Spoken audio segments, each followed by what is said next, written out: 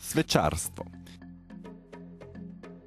Sveče imajo dolgo zgodovino. Njihovo prisotnost najdemo že v starem Egiptu. Sprva so jih izdelovali iz živalskega loja, pred dobrimi 300 leti pa so začeli sveče izdelovati iz čebeljega voska.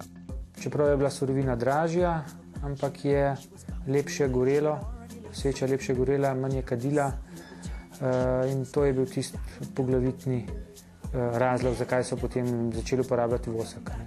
Danes se v svečarstvu namesto čebeljega voska uporablja naftni derivat parafin, predvsem zato, ker je cenejši in ker lepše gori. Včasih so sveče uporabljali za razsvetljavo, danes so estetskega pomena. Uporabljajo pa se tudi za različne jubilejne in verske običaje. Ja, vsekakor. Če pogledamo trend, Amerika, severna, zahodna Evropa uporabljajo zelo veliko sveč za razsvetljavo, za romantiko, kot ste sam dejal. Tako da to je vsekakor perspektiva. V Sloveniji res porabimo veliko parafina za v glavnem nagrobne sveče, ampak Zahod in Amerika pa zelo veliko parafina porabijo ravno za sveče za okrasne namene. Družina Stele se svečarstvom ukvarja že 300 let in kot dokazilo za to dejavnost v hiši hranijo okrasno svečo staro skoraj 100 let. Je pa seveda narejena po večini še iz voska, že z dodatkom parafina, za lepšo gorenje in seveda za cenejšo samo izdelavo. Je pa narejena ročno poslikana z takimi posebnimi barvami. Namenjena je pa res že bila res bolj za okras.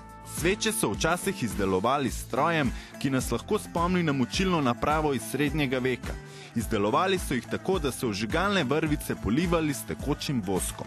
Dela se pa tako podobno, kot bi rekel, če prerežeš drevo, vidiš te plastnice. To je isto, poliješ eno plast, čakaš, da se shladi, potem zopet poliješ drugo plast na to prvo plast in tako se nabira in debeli sveča. Tisti, ki se na sveče bolje spoznate, ste najbrž že slišali za Plečnikovo svečo. Gospod Plečnik je sredi 20. stoletja družini Stele v pismu podal komercialno idejo za izdelavo sveč.